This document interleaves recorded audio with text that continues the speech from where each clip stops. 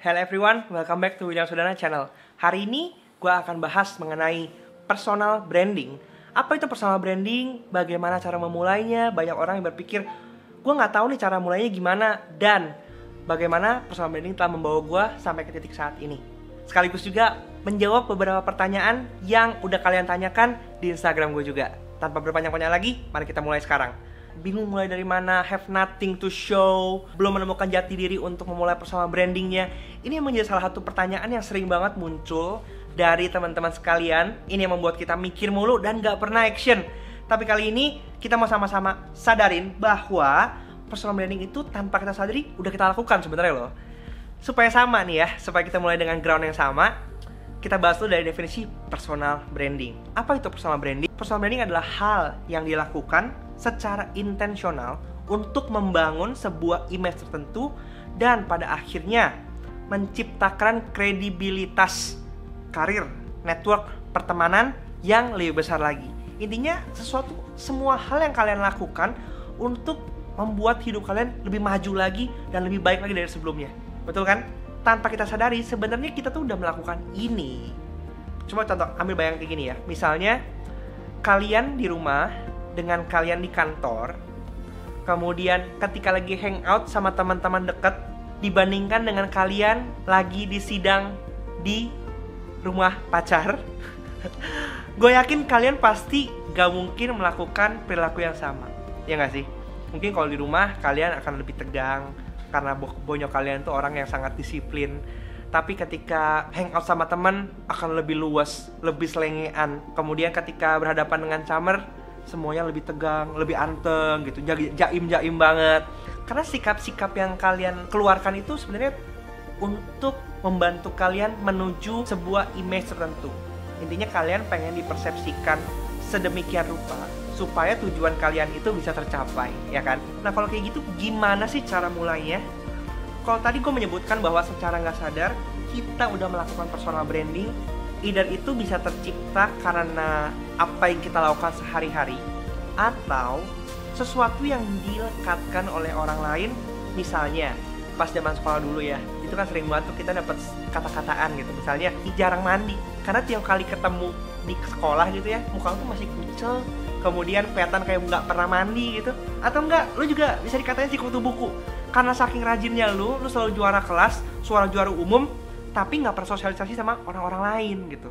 Nah biasanya image ini tuh kebawa sampai ketika nanti kita mungkin someday ketemu lagi gitu. Sebenarnya itu udah masuk dalam kategori personal branding. Tetapi akan lebih baik dong kalau misalnya image yang ditangkap oleh orang-orang itu adalah sesuatu yang sebenarnya kita kurasi sendiri. Nah cara yang paling mudah menurut gue bisa dilakukan adalah lewat sosial media. Karena semua orang ini dari pagi sampai malam pasti nggak jauh-jauh dari sosial media. Dan sosial media itu udah semacam kayak bagian dari kehidupan kita. Bener nggak sih? Ya nggak? Ya nggak? Rata-rata orang mempunyai 10 akun sosial media gitu. Mungkin ada yang punya Instagram sampai 2, sampai 3. Ada satu akun utama, kemudian ada second account, ada third account gitu yang. Dan ini tips buat kalian bagaimana cara membangun personal branding di sosial media sehingga apa yang orang tangkap itu adalah sesuai dengan apa yang kalian harapkan. Pertama, kalian bisa figure out what you know best and what you like the most dan start sharing it consistently. Throwback ke tahun 2014 saat waktu itu pertama kali gue ketemu Instagram. Well, nggak ketemu banget sih, tapi saat itu gue baru pertama kali terbuka matanya bahwa Instagram ini ternyata punya efek yang luar biasa untuk bisa kita kembangkan ke depannya gitu. Makanya saat itu gue mulai membagikan konten-konten makanan. Karena memang biasa gue suka makan dan gue suka ngopi juga. Jadi lagi tren waktu itu yang dibangun adalah coffee shop. Foto-foto kopinya, foto cappuccino, kemudian di-share di Instagram. Kemudian berlanjut, walaupun saat itu sebenarnya belum jago-jago amat, tetapi kita seneng karena kita bisa ketemu dengan orang-orang yang punya passion yang sama.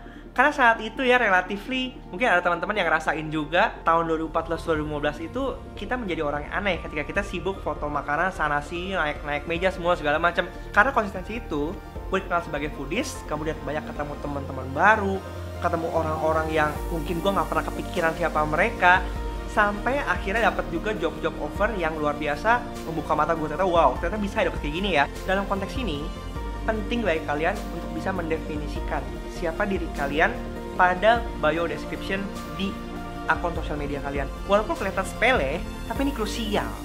Karena mungkin dalam satu circle pertemanan kalian, orang-orang udah tahu siapa kalian. Tetapi kita pengen dong bisa bertemu dengan banyak orang lagi. Artis lewat depan mata aja bisa-bisa lu nggak tahu, apalagi lu remahan roti.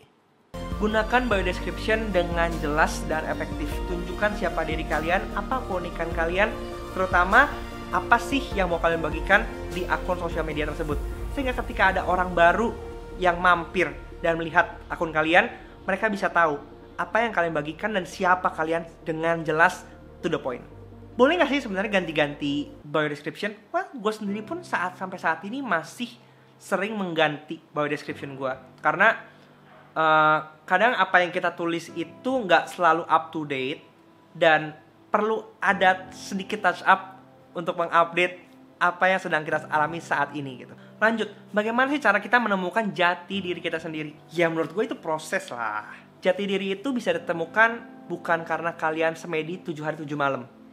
Itu semua ditemukan by proses ketika kalian melakukan suatu hal yang kalian suka, kalian pahami secara konsisten terus-menerus sampai kalian ketemu kliknya.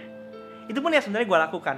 Pada awal-awalnya gue juga nggak tahu sebenarnya ngapain ya gue di sosmed ini ya. Sebenarnya apa sih yang menjadi keunikan gue, apa yang menjadi kelebihan gue, apa yang membuat gue berbeda dari orang lain. Tapi gue coba untuk melakukan itu secara konsisten, posting aja terus sampai titik dimana oh ternyata orang mulai notice, orang mulai komen, William kalau lu bikin konten ini kok bagus ya, William kalau bikin konten ini kok gue suka ya, kayak gitu. Dari situ kita bisa mengevaluasi dong akhirnya, wow ternyata ini loh yang menjadi keunikan gue, ini yang menjadi kelebihan gue dibandingkan orang-orang lain. Disitulah baru kalian bisa menemukan, oh ternyata ini yang harus gue push kemudian lewat konten-konten yang gue bagikan. Kalau kalian nggak percaya, coba aja kalian scroll Instagram gue dari pertama banget sampai dari post pertama. Itu emang ada sih konten dari 2014 ya, nggak pernah gue hapus. Sengaja memang tidak dihapus karena ketika gue look back, gue bisa melihat bahwa wah ternyata ini progres yang gue alami dari dulu sampai titik sekarang ini gitu. Dan ketika kita ngelihat bahwa kok dulu gue bisa ya bikin konten kayak gitu, kok dulu gue bisa ya bikin foto kayak gitu, kok dulu gue bisa yang edit kayak begitu, dibandingkan dengan sekarang, wow, I've been progressing. Kesuksesan kecil yang sebenarnya membuat kita semakin terbakar dan semakin semangat untuk terus berkarya. Bahwa selama ini kita nggak diam di tempat, tapi maju terus. Di sisi lain, gue juga cukup sedih melihat bahwa banyak orang yang salah kaprah terhadap personal branding. Mereka tuh mencoba untuk mempersonifikasikan karakter orang lain ke dalam diri mereka. Karena gini, simpelnya gini, kita ngelihat misalnya Casey Neistat, oh bagus ya cara bikin videonya ya, cara dia bikin vlog, cara dia ngomong, dan kita mulai mencoba untuk mengikuti Casey Neistat. Tetapi sebenarnya itu bukan cara yang nyaman buat kita. Wajar akhirnya tingkat depresi karena sosial media itu semakin lama semakin tinggi. Ya karena itu mengikuti orang lain kan sebenarnya capek kan. Apalagi kalau misalnya itu bertentangan dengan karakter asli kita. Apalagi banyak sekarang netizen yang mulut-mulutnya nggak santai ya. Mereka sering banget ngebully kita, ngata-ngatain kita, dan definitely itu damaging banget buat mental health kita. Jadi untuk mengurangi hal tersebut, lebih baik kalian tetap stay authentic. Karena ini hal yang menurut gue kalian perlu perhatikan. Setiap dari kita itu dilahirkan unik. Oleh karena itu kita nggak perlu pusing-pusing untuk mencoba mengimitasi orang lain. Karena dengan keunikan kita sendiri itu kita bisa lebih nyaman. Dan itu juga yang menjadi nilai tambah buat kita ketika kita membangun personal branding kita. Karena hanya ada satu William Sudana di dunia ini, dan tidak ada yang bisa mengikuti gaya William Sudana selain William Sudana itu sendiri. Kalau udah begini ya, pasti stress free, pasti bully free. Ada sih bully dikit, tapi better daripada banyak-banyak. Last but not least, konsistensi. Konsistensi adalah kunci guys. Konsisten dalam sharing konten apa yang lu pahamin, konsisten untuk belajar dan terbuka terhadap ilmu-ilmu dan pengetahuan yang baru, konsistensi juga untuk bersosialisasi dengan user lain. Simpelnya gini, ketika kalian membangun personal branding, kita membuat fondasi, kita mulai berbagi ke orang lain. Dan bagaimana cara kita bisa dikenal adalah dengan kita juga bersosialisasi. Kita nggak bisa expect orang datang ke tempat kita, karena ya kita semua pasti start dari zero. Simpelnya kita bukan siapa-siapa. Dan cara kita untuk bisa dikenal adalah dengan kita juga proaktif menyapa orang lain, ikut engage di komentar orang lain. Kemudian kita juga berinteraksi dengan orang lain, layaknya kita lagi bangun networking. Ya kalau teman-teman membangun network di dunia offline juga sama kan, kita harus secara aktif nyamperin orang lain, memperkenalkan diri kita siapa. Yang paling penting adalah kita datang dengan keautentikan diri kita tanpa dibuat-buat, sehingga orang lain yang melihat kita pun juga melihat kita sebagai pribadi yang unik. Kemudian bagaimana sih kita tahu bahwa personal branding kita itu udah berhasil? Apakah harus nunggu sukses dulu atau tidak? Jadi gini, gue mau cerita bahwa kalau tadi gue bilang bahwa 2014 sampai 2016 awal banget itu gue dikenal sebagai foodies. Orang-orang tau lah gue itu ada dalam kategori Instagramer foodies gitu. Tapi ketika membangun Foursquare, gue merasa bahwa gue gak bisa lagi stick dengan image foodies ini, karena ini akan sangat bertentangan dan tidak mendukung apa yang gue lakukan. Sedangkan di Foursquare sendiri yang cukup baru saat itu, gue butuh mendistribusikan exposure yang gue milikin supaya orang paham. Dan akhirnya orang juga bisa percaya bahwa Foursquare ini menjadi partner yang tepat untuk membantu digital problems para klien kita.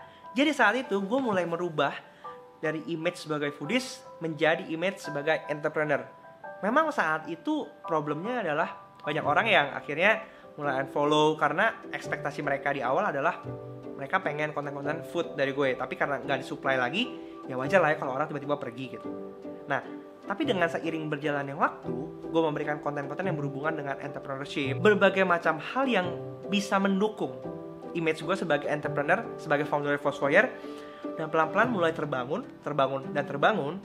Titik baliknya adalah ketika mulai muncul tawaran-tawaran, William diminta untuk jadi narasumber creativepreneur, kemudian social media marketing, kemudian content marketing, social media activation, something kayak gitu-gitu yang sebetulnya itu selama saat ini gue bangun gitu di kontennya. Dengan kayak gitu, gue berhasil memunculkan image William yang baru, dipercaya, kemudian diundang dari online ke offline.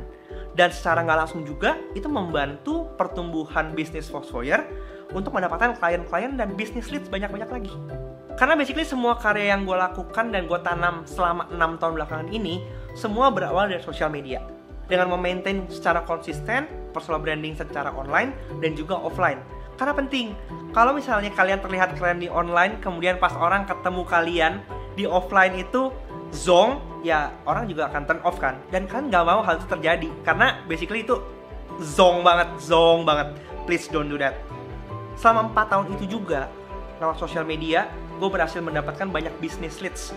Bahkan kita sama sekali gak mempunyai sales team, dan seluruh klien kita itu datang dari mulut ke mulut, dari sosial media, bagaimana kita membangun personal branding dan juga business branding yang kuat, sehingga menimbulkan kepercayaan. Karena buat gue, pekerjaan yang paling melelahkan adalah mencoba untuk meyakinkan klien kita bahwa bisnis kita ini adalah yang terbaik, adalah solusi terbaik.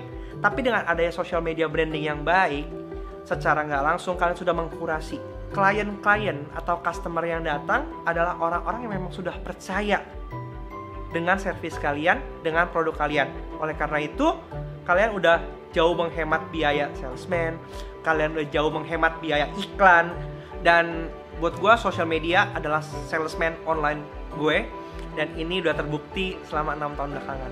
Membangun sosial media itu memang membutuhkan waktu, membutuhkan proses, membutuhkan effort yang luar biasa besar. Tetapi jika kalian bisa melakukan itu dan setia pada prosesnya, gue percaya bahwa effort gak pernah membohongi hasil. So buat kalian yang merasakan konten ini bermanfaat, silakan subscribe, karena gue akan banyak membagikan konten-konten seperti ini lagi ke depannya. Jangan lupa untuk like dan share ke teman-teman yang mungkin membutuhkan, karena gue yakin dengan personal branding yang baik, kalian akan bisa mendapatkan benefit yang luar biasa juga di dunia yang semakin digital saat ini. Dan jika kalian masih ada pertanyaan-pertanyaan, kalian bisa drop komen di bawah. Gue akan bantu jawab lagi, gue akan coba klarifikasi lagi. Dan jangan lupa untuk subscribe channel-channel gue yang lainnya. See you on my whatever next video is. William Sundana, ciao.